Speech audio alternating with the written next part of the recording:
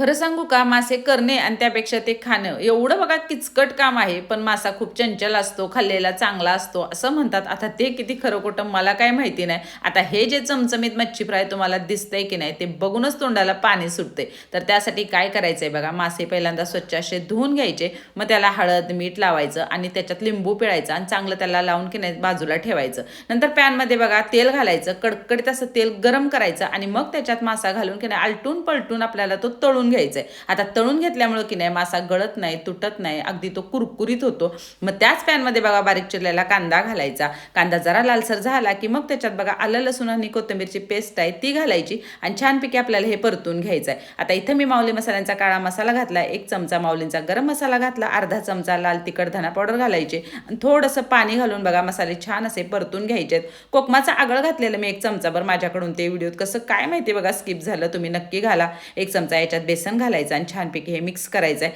आणि मग झाकण ठेवायचं आहे. तर माऊली मसाल्यांचा काळा मसाला आणि गरम मसाला जर तुम्हाला हवे असतील तर स्क्रीनवर नंबर आहे, बायोमध्ये लिंक आहे, तुम्ही मागवू शकता. नंतर त्याच्यात कोथिंबीर कढीपत्ता घालायचा, मग फ्राय केलेला मासा आहे की नाही तो त्याच्यात घालायचा आणि मसाला की नाही चांगला बघा त्याला असा दोन्ही बाजूनी लावून असा तो चांगला असा फ्राय करून घ्यायचा आहे. तर काळ्या मसाल्यातला मासा मी इथं बघा पहिल्यांदाच केला, पण खरं सांगू का लय म्हणजे लय भारी झालेला. एकदा नक्की करून बघा आणि सबस्क्राईब पण करा बरं का.